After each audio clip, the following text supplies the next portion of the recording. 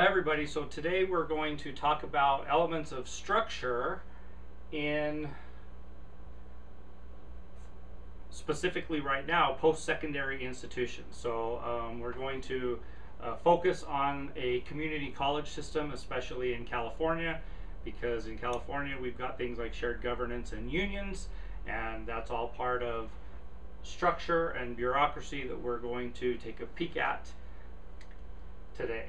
So first of all, let's talk a little bit about bureaucracy.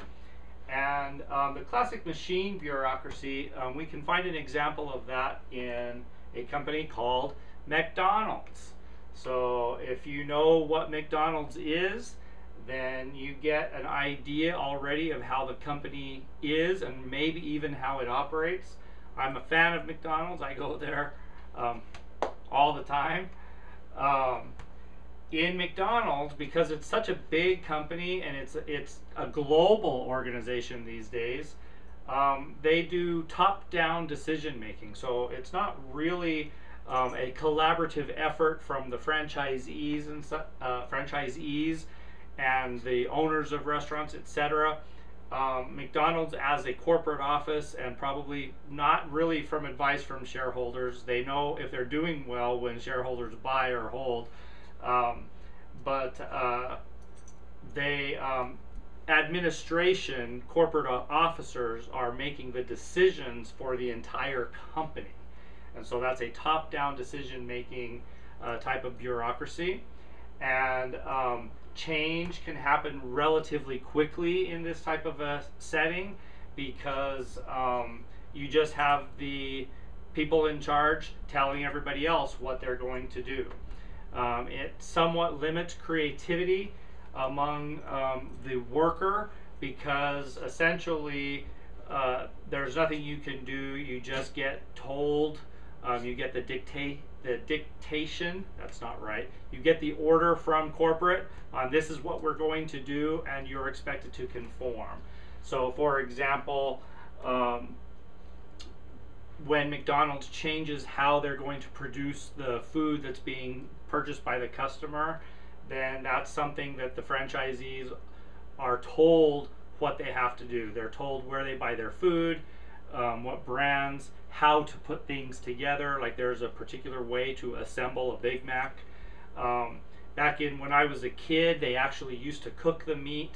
You could sort of see and hear the grills in the back of the store where the meat was being cooked. I remember when I was little, I remember seeing this big sort of press machine that would come down. That way it would cook, it was like the top was heated as well, and it would cook the whole burger kind of all at once. In recent years, I don't know where they actually cook the meat. I think it's still in the store, but you always see them pull it out of some warming bin somewhere. So, but those are decisions that are made by the corporate office, and everybody's expected to follow it. So from a perspective of making change and making things happen, that's really easy because you sort of like a dictator. You just say, this is what I want you to do, and you have to do it. A different type of bureaucracy would be a professional bureaucracy, which, by example, Harvard. And by the way, these examples are in the textbook that is called Framing Organizations, the 5th edition. So Harvard, like many, I can't say for sure most, but like many universities, has various schools on their campus. So when I mean schools, is it'll be like a discipline. It'll be the School of Communication or the School of Internal Medicine. And so Harvard has various schools on campus, and each school is sort of allowed to operate independent from one another. So there may not be consistency from area to area. We may see one school accept certain courses from certain institutions, and other schools say no. And in fact, I know this from a local university, which I won't name, but they have a school of communication, which is speech communication, and then they have a school that's related to developing speech therapy and speech pathologists. And because I'm a sign language instructor, what I learned learned very quickly from the local community college where I was instructing at the time is that students who went down there in one of those schools on that university's campus, they accepted sign language as the foreign languages in the transfer credit, and in the other school they would not.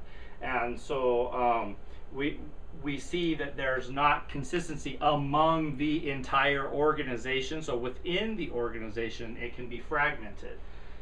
Professional bureaucracies it's slow to implement change in such things, partly because they've been around forever, they've got a history, they've determined years and years and years ago how they want to operate, and they rarely make many changes from how that's been determined and the historical sense in which they've been running. Creativity isn't necessarily shunned, but it might not be pursued or accepted, and some of that goes back to the red tape that's involved in making any kind of a change. So creativity might happen in a classroom in this type of organization, right? But it might not be a departmental type of thing, and it certainly would not necessarily be a whole entire organizational type of thing. So people are often even reluctant to bring any kind of new ideas in organizations that have this bureaucratic red tape that's been with that organization for decades, because it's not likely that anything's going to change much. Little changes here and there, but not big changes, and certainly not swift. As if we compare it to a fictitious college, which we'll call ZYX or Zykes College, which I will call a California community college. There's similarities to the professional organization, and because it is it's also a little bit related to the machine, because it's got some top-down running to it. And so, for example, the president of the college is sort of governed by the board, but the president has certain roles and responsibilities that he or she can do, and certain powers that they can utilize as they wish in creating whatever versions of change that might fit for their managerial style. However, in California, we have something called shared governance, and that is where all employees on campus have some say, and that operates often through the union. So there will be a classified unions, which is for the sort of the frontline workers, who you would see if you were paying financial aid or applying for financial aid, who you would see when you were registering. And then you've got faculty, and so classified has a union, the faculty has a union. There's faculty senate that people are involved in that makes recommendations to the president, and you'll have curriculum committees, which might be academic policies and procedures types of committees, where they deal with curriculum specific for courses and programs, as well as policies and procedures for the whole school. Standards are common in Zykes College. Standards are common from division to division, and so what that means is the rules that apply to sort of one area apply all over, and divisions differently than what would be at like a Harvard, where they've got different schools who sort of run their school the way they want. The divisions are similar in that you might have a language arts division, a math and science division, a performing arts division, but they're all governed by the same policies and procedures, which are determined through an academics policies and procedures committee, and would show up in a college catalog. Change is relatively slow to happen. It's painstaking to a sense, because everybody's got to make an input, and you've got to go back and forth through conversations, and it takes forever for everybody to come to some version of a consensus, which is generally what happens in a community college type of setting, especially in shared governance. Creativity is sought, but it may not be implemented on a large scale. So a lot of times a program might be encouraged to try something new, and then they'll see if it works in that program and determine whether or not it's something that can be spread into other programs. Hierarchical changes happen. So the assignment itself asks for what is a current structure and what is going to be a change to structure. And in this case, at this particular community college, the change is going to be minor, but it's important. So the current structure is there are division deans, there are vice presidents and presidents. And so the deans are over many disciplines, disciplines being English, Spanish, French, or math, history, sociology, psychology, etc. And the dean is at the moment the first line of contact for a student if they have issue, for a teacher if they have some issues. The deans handle all the scheduling and much of the budgeting for the disciplines in the areas. Then it goes to the vice president if we're dealing in a hierarchical sense or chain of command, and then to the president. And so under the new structure, the implementation is to implement department chairs. And the reason why department chairs are important is because at the moment, Zyx College has been growing to a point that the amount of work that's involved in being a division dean has gotten to be overwhelming for any one individual, and it's clearly overwhelming. People are drowning in paperwork. They're not able to evaluate all the faculty that need to be evaluated as efficiently as they need to. They're not able to deal with all the reports that have to be written, and deal with student issues and concerns that come up, and dealing with all the committee work that they all have to sit on. And so a department chair structure will come in. It creates another level of management. However, it will alleviate some of the issue of sort of getting buried under paperwork, because we know currently in San Francisco Community College is on sanction from the accrediting commission because of various factors. And so it's important for a college to have all the reports that need to be written and presented to accrediting commission so that they can maintain their accreditations. And at the moment, because Zyx has been growing so much, they need to it needs to add a front line level of management. This also gives better access to students because department chairs are actually instructors in the classroom. Deans have been removed from that. The chairs still teach in the classroom, and so they actually will know a little bit more about students. They'll know more about what their colleagues are actually going through when they make decisions or make recommendations. So when we talk about the vision in a community college setting like Zyx, because it's a shared governance type of situation, there would generally be a call out to the whole campus to solicit ideas on how they would want to implement such a thing. So the call would be, how do you envision this organizational enhancement? And would you being the worker, the faculty or staff, want it to be autonomous by every single discipline? Do you want it to be groupings, or is it going to be a combination thereof? So generally what would make logical sense would be to have some of the bigger disciplines be autonomous. Disciplines like history, that's got a ton of course offerings, a ton of adjunct faculty, several full-time tenured faculty. History is big enough that it might be an autonomous department. Same with English. Nursing, because of the concerns and the issues of their own nursing accreditation, which is separate from the college's accreditation, may also be an autonomous type of department within the structure.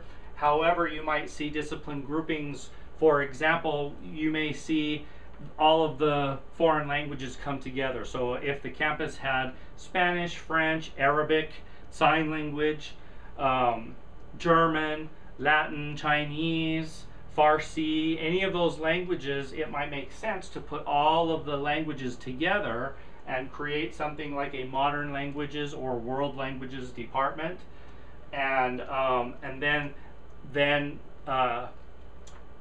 the instructor who becomes the dean actually has knowledge of teaching styles and methods in teaching foreign languages, and they'll know what the sense of the students are and what the student needs are in moving forward in instruction, so that students get the best student learning, because the ultimate goal is for student learning. We may see groupings in career technical types of programs as well. So you could see something like an automotive, auto body, and welding classes be combined into one department, because it's possible that, especially in auto body, you may see welding happening, which is a skill that needs to be learned to be able to do some of that type of work on the job. So in this sense, we would be asking, administration would be asking for your, meaning the employees' vision, and then there would be lots of discussion about it, determinations on how quickly to implement it, how long it's going to take to implement, etc. Is it effective?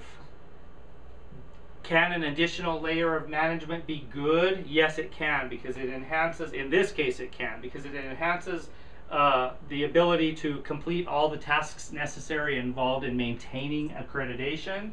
It provides scheduling enhancements in the form of the department chairs will be the first line schedulers, and so that's a good thing because they know the program, they know if students are predominantly daytime or nighttime students, they understand the type of student that they have. It might be mostly in sign language. We have we're dominated by females, and in fact most of the females are in their mid-20s to mid-40s, so we don't see a lot of young people under their mid-20s, and we see a handful or less of older people, but it's predominantly female in this particular discipline. And so that's good when the department chair knows those things and is able to schedule effectively.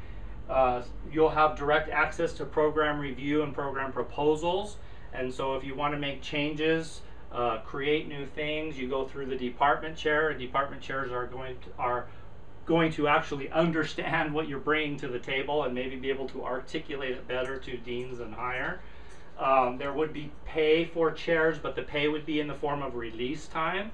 So what would happen, for example, if the department's big enough, you might see somewhere between 4 and maybe 6 units of release time, 6 hours of release time, and that means that the teacher would not have to teach all of his or her classes, because each class is worth a number of hours for that instructor, and so there's a minimum number of hours that must be taught for every single full-time tenured employee, tenured faculty member, and this would relieve them from some of those in-class duties so they could focus on these other duties that are going to be implemented. But no one looks forward to change.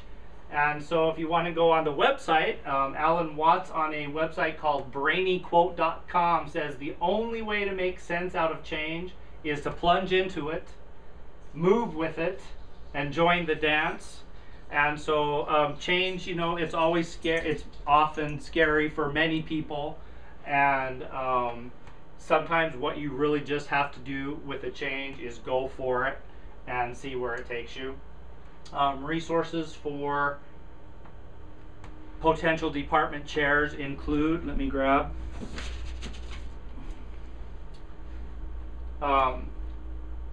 leadership for higher education. There's some documents on EBSCOhost, and if you're a faculty member, you obviously through your library, through our libraries, have access to EBSCOhost, and there's a PDF file for leadership in higher ed that talks about professional development needs for department chairs.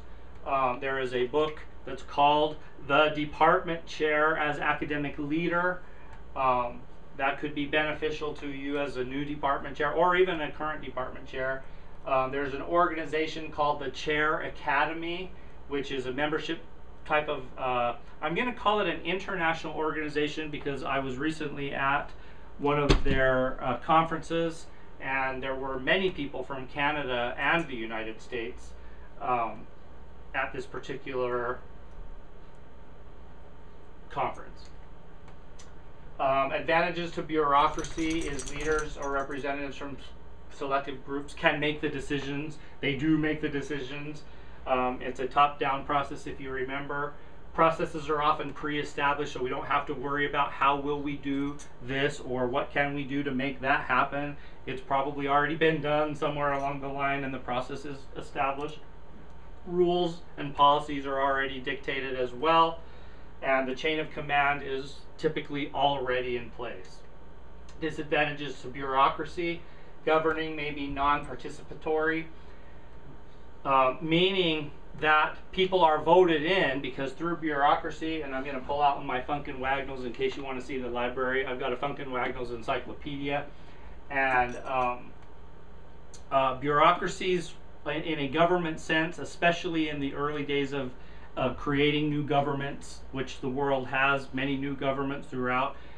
Bureaucracies can be good because you elect people to go in and represent you in the decision-making process.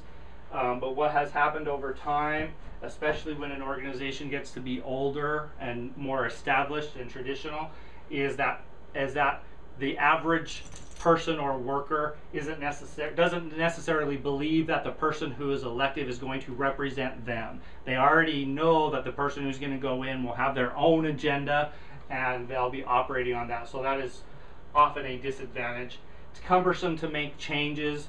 The institution's been around for so long that changes are just going to be challenging to get through. Rules, policies, and procedures might be outdated, and it's often very challenging to get them to be revised to fit essentially right now the current century, because we see this in education. If we were talking specifically about adult learning, we still see a pedagogical model for teaching in the post-secondary level, when we should be seeing a more andragogical or adult learning type of model for teaching.